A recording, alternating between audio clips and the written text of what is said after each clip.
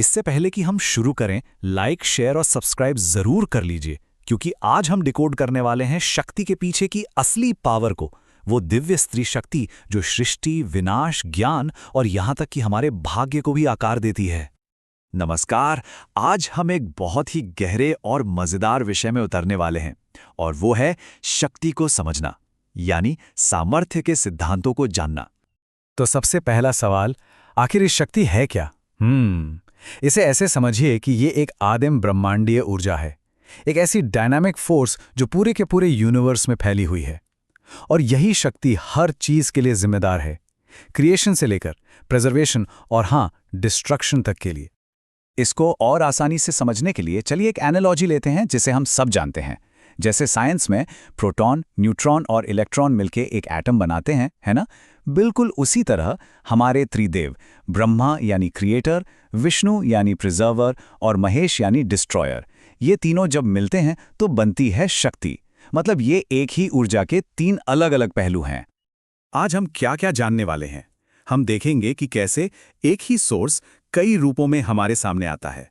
हम बात करेंगे समृद्धि के सिद्धांत की, ज्ञान के सिद्धांत की, प्रचंडता के सिद्धांत की और भक्ति के सिद्धांत की। असल में ये लाइफ के सर्वाइवल प्रिंसिपल्स हैं जो हमें अलग अलग देवियों के रूप में सिखाए गए हैं। तो चलिए अपनी बात शुरू करते हैं पहले सिद्धांत से। ये है समृद्धि का सिद्धांत, और ये पाठ हम सीखेंगे देवी लक्ष्मी की कहानी से।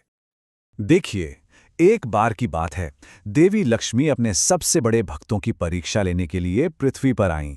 उन्होंने सबको खूब सारा धन दिया और कहा कि वो 1 साल बाद वापस आएंगी।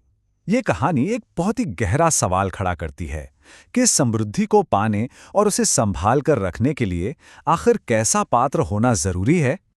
तो हुआ ये कि जब 1 साल बाद लक्ष्मी जी लौटी तो उन्होंने 3 भक्तों से अपना दिया हुआ सारा धन वापस ले लिया। क्यों? इसकी वजह नारद मुनि ने समझाई। पहले भक्त ने अपने शरीर की साफ सफाई पर ध्यान नहीं दिया, दूसरे ने अपना घर और उससे भी बढ़कर अपना मन दोनों गंदा रखा, और तीसरा, और ये सबसे जरूरी बात है, वो अपने घर की महिलाओं की इज्जत नहीं करता था। तो देखिए, सबक बिल्कुल साफ है। समृद्धि सिर्फ वहीं टिकती है जहां उसे रखने के लिए एक योग्य पात्र हो। सिर्फ चौथा भक्त ही योग्य निकला जिसका मन, शरीर और घर तीनों साफ थे और जो महिलाओं का सम्मान करता था। अब ये कहानी हमें खुद से ये सवाल पूछने पर मजबूर करती है कि क्या हमारा अपना माहौल शारीरिक, मानसिक और सामाजिक समृद्धि को बुलाने और उसे टिकाए रखने के लिए तैयार है? सोचने वाली बात है ना? चलिए अब आगे बढ़ते हैं दूसरे सिद्धांत की तरफ, जो धन की फितरत से बिल्कुल उल्टा है। यह है ज्ञान का सिद्धांत, और इसकी प्रतीक हैं देवी सरस्वती। इन दोनों में फर्क बहुत दिलचस्प है। लक्ष्मी यानी धन को चंचल माना जाता है, मतलब फिकल, अस्थिर, आज है कल नहीं। लेकिन सरस्वती यानी ज्ञान स्थिर है। वो एक ऐसा तोहफा है जो अगर एक बार मिल गया तो हमेशा हमेशा हमारे साथ रहता है। इस बात की असली पावर इस कथन में छिपी है। कहते हैं कि विष्णु ने सरस्वती को वरदान दिया था कि आप जिसे भी ज्ञान देंगी उसे मैं, ब्रह्मा या शिव भी कभी वापस नहीं ले पाएंगे। सोचिए, ज्ञान की शक्ति कितनी स्थायी और अजेय है। इसका एक जबरदस्त उदाहरण कुंभकर्ण की कहानी में मिलता है। वो ब्रह्मा जी से वरदान में इंद्रासन यानी इंद्र का सिंहासन मांगने वाला था, लेकिन सरस्वती उसकी जीभ पर बैठ गईं और उसके मुंह से निकला निद्रासन यानी हमेशा के लिए नींद। सोचिए, सिर्फ एक शब्द ने उसकी पूरी किस्मत पलट दी। यह है शब्दों की और ज्ञान की असली ताकत। ठीक है, तो अब हम एक ऐसे सिद्धांत की ओर बढ़ रहे हैं जो प्रोटेक्शन और डिस्ट्रक्शन दोनों से जुड़ा है। यह है प्रचंडता का सिद्धांत, जिसे हम मां काली और मां दुर्गा के रौद्र रूपों से समझेंगे। जरा एक ऐसे दुश्मन के बारे में सोचिए जिसे मारना लगभग नामुमकिन हो। एक राक्षस था, रक्तबीज। उसकी खासियत ये थी कि उसके खून की एक भी बूंद अगर जमीन पर गिर जाए तो उससे एक और रक्तबीज पैदा हो जाता था। मतलब उसे जितना मारो वो उतना ही बढ़ता जाता था। तो अब सवाल ये उठता है, और ये एक स्ट्रैटेजिक सवाल है जिसका जवाब किसी देवता के पास नहीं था, कि एक ऐसे दुश्मन को कैसे हराया जाए जो घायल होने पर कम होने की बजाय और बढ़ता जाता हो। इसका सल्यूशन जितना ब्रिलियंट था उतना ही फेरोशियस भी। मां काली ने उसका खून जमीन पर गिरने ही नहीं दिया। उन्होंने रक्तबीज के खून की एक एक बूंद पी ली और इस तरह प्रॉब्लम को उसकी जड़ से ही खत्म कर दिया। और इसी तरह का एक और किस्सा है, जब महिषासुर को कोई भी देवता अकेले नहीं हरा पा रहा था, तब एक कंबाइंड एनर्जी बनाई गई, मां दुर्गा। उन्हें शिव से मिला त्रिशूल, विष्णु से सुदर्शन चक्र, ब्रह्मा के कमंडल से कॉस्मिक पावर और भी बहुत कुछ। वो असल में सभी देवताओं की मिलीजुली शक्ति का प्रतीक बन गई।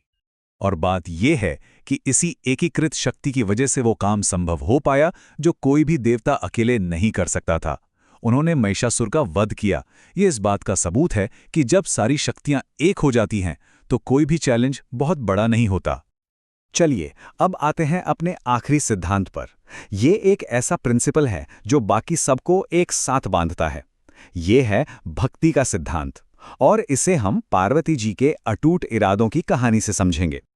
पार्वती जी की यात्रा असल में दृढ़ संकल्प की एक मिसाल है। पहले सती के रूप में जन्मी, लेकिन जब अपने पिता के मुंह से शिव का अपमान नहीं सह सकीं तो उन्होंने आत्मदाह कर लिया। फिर उन्होंने पार्वती के रूप में दोबारा जन्म लिया, सिर्फ एक मकसद के साथ, शिव को फिर से पाना। और इसके लिए उन्होंने कठोर तपस्या की और आखिरकार अपना लक्ष्य हासिल किया। और ये कोई छोटा मोटा चैलेंज नहीं था। सोचिए, शिव को पाने के लिए, जो भूमि, गगन, वायु, अग्नि, नीर, इन पांचों तत्वों के स्वामी हैं, पार्वती को सिर्फ अपनी इच्छा शक्ति और कंसंट्रेशन के दम पर उनके बराबर शक्तिशाली बनना पड़ा। और यही बात हमें एक बहुत पावरफुल मैसेज देती है। जब किसी की भक्ति, किसी का डिवोशन पार्वती जैसा हो, तो दुनिया का कोई भी टारगेट, कोई भी मिशन बहुत छोटी चीज बन जाता है। तो आज हमने क्या समझा? समृद्धि, ज्ञान, प्रचंडता और भक्ति, ये सब अलग अलग सबक हैं, अलग अलग रूप में हमारे सामने आते हैं, लेकिन इन सब का सोर्स एक ही है, वो दिव्य स्त्री ऊर्जा जिसे हम शक्ति कहते हैं। अगर आज की इस बातचीत ने एक नया नजरिया दिया है तो लाइक, शेयर और सब्सक्राइब जरूर करें, क्योंकि इस तरह के गहरे ज्ञान को ज्यादा से ज्यादा लोगों तक पहुंचना ही चाहिए।